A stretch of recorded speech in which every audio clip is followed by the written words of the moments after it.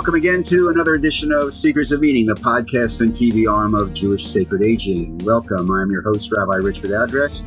And if you'd like to contact us with ideas and suggestions, just email me at rabbiaddress@jewishsacredaging.com. And if you go to the website, jewishsacredaging.com, and go to the top bar, you'll see a conveniently located donate button. And we really appreciate your support to make these podcasts and the work of Jewish Sacred Aging possible. So again, thank you very much for considering us, and we welcome you to a very, very interesting edition of Seekers of Meaning. I think this is our first mother-daughter podcast and TV show, and we welcome Susan Gross and Hollis Citron to Seekers of Meaning. Welcome, ladies. Nice of you to join us. I hope you're well and everything's fine in your life, and everybody's happy and enjoying the summer. Thank you. Happy to be here. Thank you. Susan, we're going to start with you. Your daughter Hollis is with us also from across the river and over here in New Jersey. Hollis is the founder of I Am Creative and Express Yourself Publishing. And really one of the themes of this conversation, I hope, is this idea of creativity. Creativity, resilience, and really looking forward and not having the fear to move forward. Susan, one of the things that is fascinating and one of the reasons why I wanted to speak with you is your own personal journey in recent years, starting, I think, in your congregation, Rhoda Shalom in Philadelphia, but broadening it out of that with the development of a widows group. So just, if you can, if you're willing to share, just walk us through a little bit of that journey that motivated you to start this group. Well, I'm really happy to be here. And about 18 and a half years ago, my husband passed away. And we had met when we were 14 and 16. So, and we married at 19 and 21. So he was basically, we grew up together, and we faced everything together. So when he passed, I had been teaching for 33 years in Philadelphia. And I was totally at that point unable to go back to work, although I did try and I lasted 2 weeks. But the interesting thing is, because I am a person that does what they're supposed to do. My generation, you just, whatever was handed to you, you did. So I went back, and at the end of 2 weeks, I decided I really couldn't do it, but I didn't have the guts to say I couldn't do it. So I stopped at a flea market, which is always my peace of mind. And this little old man, I'm old too, but he was a little old man. So I bought something from him, and he looked me straight in the eye and he said to me, "Take care of yourself," just like he knew me. So that was a Saturday, and the following Monday was my last day. And he actually gave me the strength to do that. So I was a mess. If I was anywhere, if I finally got myself out of bed, if someone looked at me, I said my husband died, So one day, luckily, I said it to the right person who worked at Goldstein's, and she said, we can start a bereavement group at your synagogue. So I said, okay, so it was 2 6-week sessions with a professional. And of course, after 12 weeks, you're supposed to be cured. No. Which,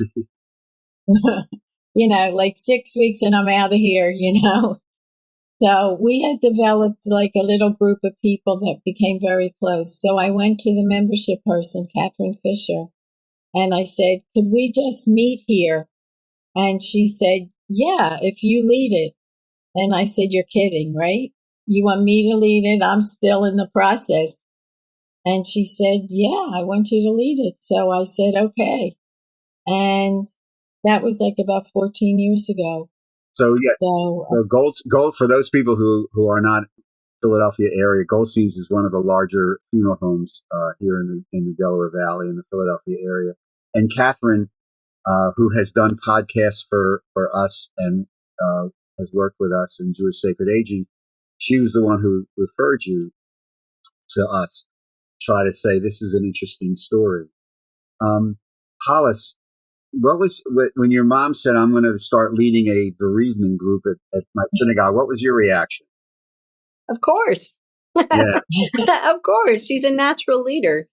She's a natural teacher. And it's a natural next step. As uncomfortable as she was and at times gets with the process, it's what she's supposed to. It's one of the many things, but she's born to do this.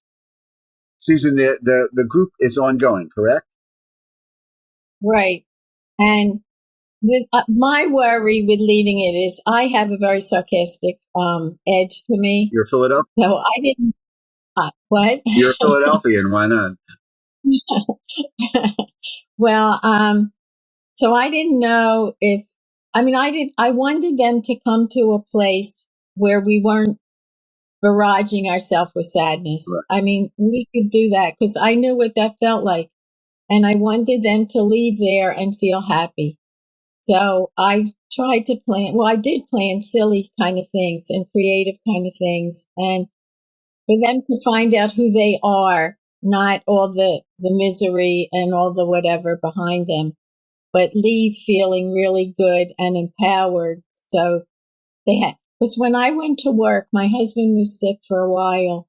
Nobody at work ever knew because I wanted there to be a place where I went that it was normal. So that's how I wanted the women to feel, like when they went here, they got a shot in the arm, and they felt good. In fact, we've had so many speakers, and I have a note here that Suzanne Roberts wrote us about 5 years ago. And she said it was interesting to hear about how everybody's related to one another. And it was interesting to hear people laughing. And that's what a lot of the new people who came said. They never thought they'd hear people laughing. They thought it was just going to be people there sitting, commiserating, and telling their stories, but they weren't. Susan, I mean, you started a widows group, but in this age of gender equality, is there a concomitant widowers group, or is this just a name and men and women have evolved into the group? Or is it just women? Well, are you ready for my sarcasm? No. Like I said, we're Philadelphians. Go for it. No, I always say because men get married in a month, Well, they find somebody right away. But I've been in groups where there were men too, and that was my experience, So now we call our group Widows Moving Forward. So have you been meeting in now with the pandemic and everything? How often is this? A weekly group, a monthly group? Well, we were connected with a national group, the W Connection. We were their first satellite chapter. But then what happened was when the pandemic hit, they only wanted to do Zoom meetings. And my ladies had such a relationship. I just didn't want to abandon them. So I sort of pulled away from the W Connection, and we had our own little Zooms and we had our own little meetings. And on the 21st, we're having our first in-person meeting at Rodef Shalom. So that's already, again, this is going to post in August. So this has already taken place. Right. Okay. So we meet the third Tuesday of the month, but we usually take off for the summer, and then we'll meet again in September. Or you can do it down the shore, like probably a lot of people that's where they go. Hollis, your business deals with creativity. What does this speak to the idea of the concept of never stop growing, never stop becoming, that age is literally a number? I mean, this is a great role model for you and for younger people. how do you react to this and with this idea of ongoing creativity? And how do you deal with this in your own business? Because you're really a business about creativity, correct? Yeah, yeah. So my tagline is there's explore, express, expand. Explore the possibilities, express yourself, and expand your thinking. But then in a broader context, I say creativity goes beyond a pencil and a paintbrush. So my mission is I went to art school, art teacher 30 years, all this kind of stuff, but I am on a mission to get people to turn their light on and realize that everybody is a creative being. That I have my own podcast, I have my own TV show, I've spoken to over 200 people, and when I ask how do you define creativity, not one person ever says it's about drawing or painting. People say creativity is that magical spark. Creativity is imagination. Creativity is how you show up in the world. And it's been so much fun exploring and hearing what people think. And it just reinforces my mission, which is I say creativity is expression.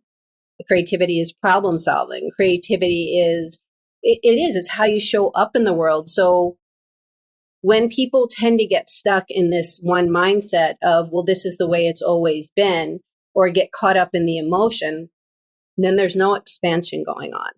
There's no room for expression. There's no room for exploration because there's like literally a shutdown physically, emotionally, spiritually. And what I am so excited about and what I'm so grateful to have my mom for and to see it happening is that even when things get scary, even when things get sad, even when things get all of these lower feeling emotions, there is a push, there's a drive to explore, to want to get to that next space, to want to try different things, to do things that make you feel uncomfortable. And this is the only way we grow and really form true connection, really to yourself and to others. So let me ask you a question, push you a little bit in this. First of all, what's the name of the podcast? We might as well get that plug in now. Creative Conversations with Hollis Citron. Thank you. And it's also on, well, it's a local TV thing, which doesn't go around, although it's online. It streams. Yeah, it streams RVN Network. So my show is called I Am Creative with Hollis Citron. And yeah, it streams on RVN Network and then Roku. Our demographic, the work that Jewish Sacred Aging does obviously mostly been working with synagogues and Jewish organizations. And this comes up a lot. We usually teach it around certain texts from the Torah, and the idea of this, well, I'm a certain age and, it's just too much trouble. I'd love to do this. I want to do that. I want to do that. And I'm sure you bump into this. What message would you say to, let's say, a baby boom generation? Your mom, that attitude is a shutdown attitude. What's that message that you want to tell my generation about moving forward, about honoring your own creative spark? A sarcastic answer, being in the Philadelphia spirit, that comes to mind is the Bob Newhart episode of "Just Stop It." Just stop it. 3, we have to get out of our own way. You are what you think about. So if you think that you can't do it, if you think it's not a possibility, if you come up with every reason as to why it can't happen, then it won't. But what I suggest are baby steps. It doesn't mean you have to go from 0 to 100 and say, I haven't done anything. So I'm doing everything. I'm jumping out of planes. You don't have to go from 0 to 100. You take baby steps and just start with, what would be that fun drink that would be fun to have? Incorporate it into your life. What would be that, oh my gosh, I haven't doodled in the longest time. What if I just pick up a pen and just start making silly marks? I don't have to show anybody on a piece of paper. Then how would that feel?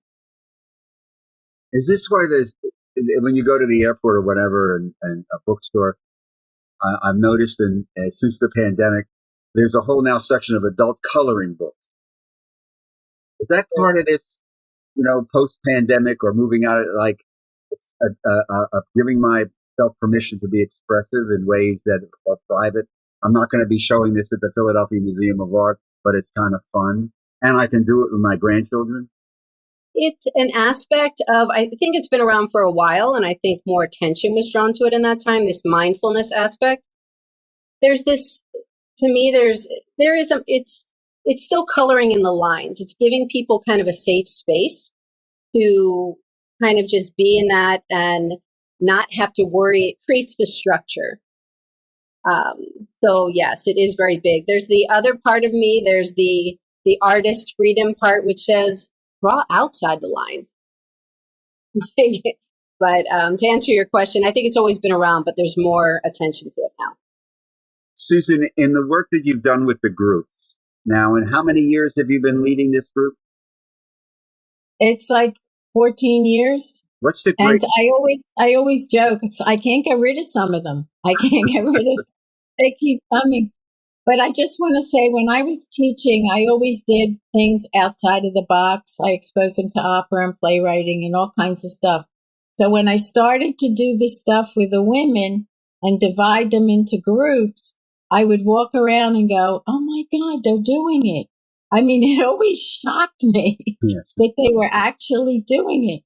And I had Hollis come a couple of times and she did art lessons. And one of our newer members went over to her and said, this is the first time that I'm actually in the moment. And so I knew that was actually that we were doing things the right way. So, and then I decided I wanted them to write haiku poetry. No. And of course they said, no, they're not doing it. They're not doing it. So I thought, well, you're doing it, honey. So I came to the next meeting armed with 31st lines and I gave them out and they all write haiku poetry. And now they're like hooked on it. And then I said, we're writing a book. And of course they said no. And I said, uh-huh. And that took a little bit more of my kishkas out. That actually did. But 20 women have participated in a book. See, that's why we have, as we say, attitude. Yeah. Which is great. How long, this is an ongoing process. Do you have a sense of how long a person stays within the group? You sort of alluded to that people stay a long time. Is there an average people stay for 6 months, a year, 2 months? You know? Well, 2 of the people are there since the very beginning. So Really? that's like, oh, absolutely. Wow. Nana Goldberg and Sandy Kuby. Yeah. And then other people are there 3 years, 4 years. I don't think they plan on leaving, which is such a stress for me because I have to keep coming up with new things. So I said, well, if we make it to Broadway, I don't know if I'm going to include you guys. Well, there's your next show. You can write a show, Yeah, absolutely. But I have to say, Mom, that's the beauty of your space is that because you don't sit there and talk about over and over and over again about loss and what happened, it's truly about growth and expansion. That's what's created. And that's why people aren't leaving because they're growing and expanding, And what's happened is a lot of the women have found out more about each other from their writing because we don't talk about, horrible details. We don't. And one of our ladies started cello lessons, in her 70s. So, we're just like an inspiration to each other. And we're going to start planning some trips together. Some of the women travel together. And a couple women do have a place at the shore, so we might go visit, and one of our members moved to New York and she said, you can't compare. She went to a meeting and she said, I'm never going back there, so we might go visit her in New York. And I think our group is like a respite. It really is. It's a place where, you just feel good. Well, you've obviously created this community. And a community of support and freedom and given permission to people to really grow and be themselves, which leads me, Susan, to what's the greatest gift that they have given you? Oh, watching them come broken and seeing them have friendships and this really, in our book, one of our members belongs to Congregation Beth Am in Abington, Rabbi Lee. Right. And she mentioned it to him, and he gave a big donation for our book. And then Rabbi Friedman from Rodef Shalom supported us also. And it's just, and yesterday I got an email from somebody who read the book, and she couldn't thank us enough. What's the name of the book? What's the name of the book? Struggling Well, Thanks for Asking. Struggling Well? Thanks for asking, yes. And this is a collection of writings and reflections from the members of the group, correct? Yes, it's 20. You want me to read you some of the titles? Just before you do that, okay. If somebody wants to get the book, is it for sale or is there just private internal? No, it's on Amazon. Oh, the great God Amazon! The great God Amazon. Everything's on Amazon. So, what's the name of the book again? Struggling. Well, that's because when people used to ask me how I was doing, in my sarcasm, I'd say struggling well. Because, they expect you to say fine and keep walking, Right. How are you? Fine, everything. Everything's fine. Perfect. Struggling well. Thanks for asking. Okay. Struggling well. Thanks for asking. On Amazon. And you're the editor, I would imagine. Correct? No, she's the author. I published her book. Hollis. Okay. Yeah. So it's published by Express Yourself Publishing, correct? Correct. Yes, we did. Yeah. All right. And what Hollis does with Express Yourself Publishing, we had a launch date, and the women on Facebook were interviewed, and I can't tell you, like, their heads are getting so fat, they're getting obnoxious. They're signing copies of books. It's like nauseating. No, I don't want them to hear you or watch you and say, wait a minute, she's calling me obnoxious and nauseating. Forwarded them this thank you email, and I said, in case your heads aren't big enough, here's an email that I got, Very lovely. And I wanted to lovely. Yeah. And so I have to ask you this as a rabbi. In the conversations you've had with the group over all these years, what has been the role or the place of their own personal faith? What do you mean, religiously? Spiritually, what has been, how often has that come up? Have they found comfort in any of the rituals? Or has it really not come up at all? Well, when I start the meeting, I always read a spiritual something.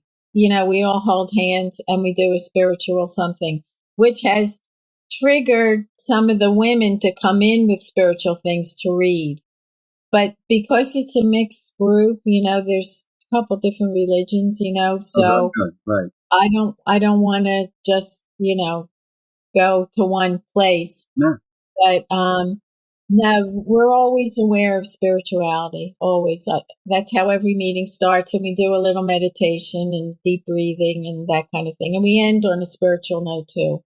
If somebody's listening to this, let's say in Iowa or, Montana or wherever, and they wanted to contact you just to get some ideas because this is exciting to them, how would they do that? Do you want to give out an email or you have a formal email for the group? Well, they can give me a personal email. You want me to give it to you now? As opposed to, at the risk of being sarcastic, as opposed to 3 weeks from now? Yeah, that'd be probably a good idea. As opposed to 2:00 in the morning? As opposed to 2:00 in the morning, yeah. It's very easy. It's AS45. My husband made that one up when we knew each other 45 years. AS45@comcast.net. Before we run out of time, one final piece of wisdom or advice that you would like to leave people with. I'll start with Hollis. Just try new things. Don't be afraid. Don't be afraid. It's the only way that we grow. Explore possibilities, express yourself, and expand your thinking. It's this thing that we call life. You need to actually be present in it. And Susan? Okay. I have, these are some things that were from the book at the end. Let your light shine. Stop hiding your talent. Develop yourself. Don't be fear-based. Focus on one thing. And don't forget to put your makeup on. Yeah, well, that's something I probably have to worry about. But thank you for that. Susan, Hollis, thank you very, very much for giving us your time and just really reinforcing this idea of creativity, growth, resilience, and not being afraid to live your life.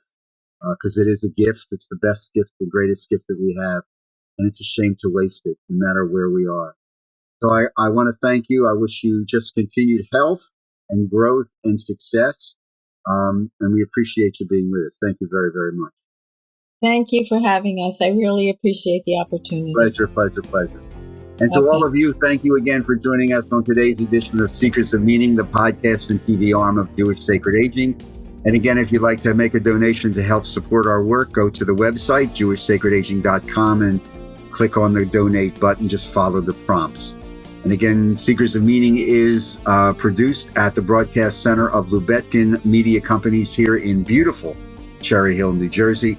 And a big shout out to Steve Lubetkin, our producer. Again, I'm your host, Rabbi Richard Adres. I look forward to greeting you on our next Seekers of Meaning podcast and TV show. In the meantime, stay safe, everybody. Stay healthy. Be kind to everybody. We really need it. Shalom. See you next time.